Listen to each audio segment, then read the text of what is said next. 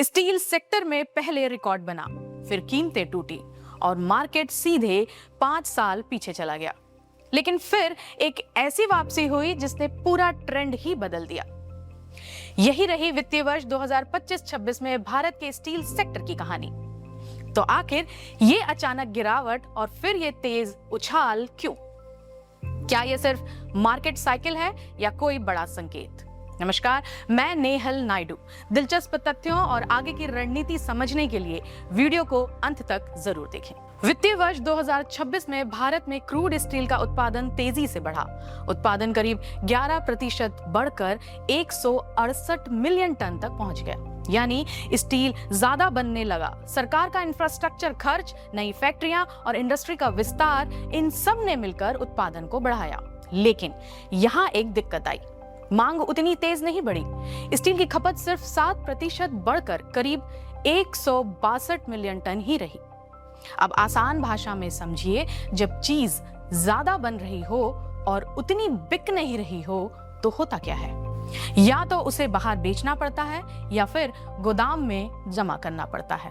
और यही से शुरू होती है असली गड़बड़ी। इसी दौरान फिनिश्ड स्टील के व्यापार में एक बड़ा बदलाव देखने को मिला।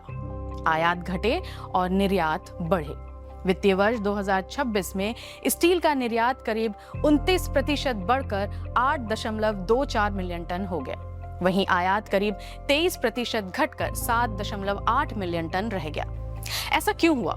क्योंकि सरकार ने साल की शुरुआत में ही फ्लैट स्टील के आयात पर 12% का सेफगार्ड शुल्क लगा दिया था। नतीजा साफ था, बाहर से आने वाला स्टील महंगा हो गया और देश में बनने वाले स्टील को फायदा मिला। और धीरे धीरे भारत स्टील बेचने वाला देश बनने की तरफ बढ़ने लगा।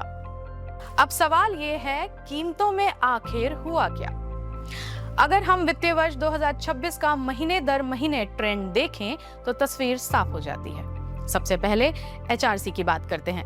अप्रैल मई में कीमतें करीब 52,000 रुपए प्रति टन थी, लेकिन इसके बाद लगातार गिरावट आई और नवंबर में यह करीब 46,750 रुपए प्रति टन तक पहुंच गई। यही साल का सबसे निचला स्तर था, लेकिन यहीं से ट्रेंड पलट गया। जनवरी से मार्च के बीच कीमतों में तेज बढ़त आई और मार्च तक HRC 56,600 रुपए प्रति टन तक पहुंच गया। इसके पीछे बड़ा कारण था सरकार द्वारा स्टील आयात पर 3 साल के लिए 12% सेफगार्ड शुल्क। अब सरिया यानी TMT की बात करें तो अप्रैल में कीमतें 57,000 रुपए प्रति टन के आसपास थी, जो सितंबर नवंबर में गिरकर 47,000 रुपए प्रति टन तक आ गई। और फिर वहीं तेज उछाल आया। मार्च तक कीमतें 59,750 रुपए प्रति टन तक पहुंच गई। यानी वित्तीय वर्ष 2026 में कीमतें स्थिर नहीं रहीं। पहले गिरावट आई, फिर तेज बढ़त। इसकी वजह रही महंगा कच्चा माल और आखिरी तिमाही में बढ़ती मांग, जिसने कीमतों को ऊपर बनाए रखा। अब आते हैं सबसे अहम हिस्से पर, यानी कच्चा माल।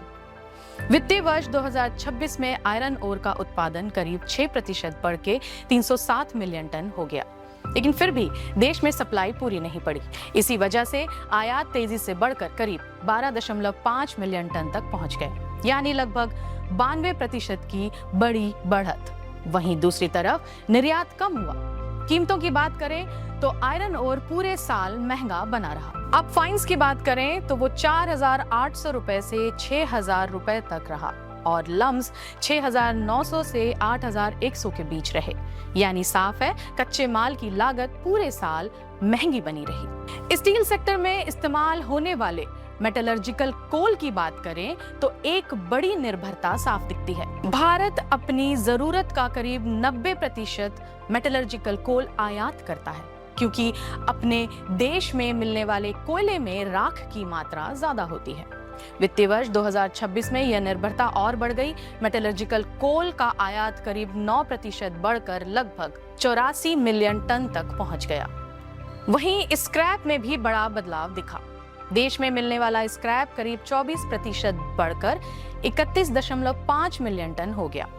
वहीं आयात घटे यानी अब भारत बाहर से कम और अपने घरेलू स्क्रैप पर ज्यादा निर्भर हो रहे हैं और इससे बिजली यानी इलेक्ट्रिक आर्क फर्नेस से स्टील बनाने वाले प्लांट्स को फायदा मिला। अब आगे क्या हो सकता है? इंफ्रास्ट्रक्चर की मांग सहारा दे सकती है, बाहर से आने वाला माल सीमित रह सकता है और बाहर भेजा जाने वाला स्टील स्थिर रह सकता है। लेकिन कुछ जोखिम भी है। दुनिया में मांग कमजोर है, तेल और फ्रेट कॉस्ट में उतार चढ़ाव है और अंतर्राष्ट्रीय तनाव भी बना हुआ है। तो बड़ा सवाल यही है, क्या भारत में स्टील सेक्टर इस स्थिति को संभाल पाएगा या फिर आने वाले समय में कीमतों पर दबाव फिर बढ़ेगा? यही वो कहानी है जिस पर अब सबकी नजर है।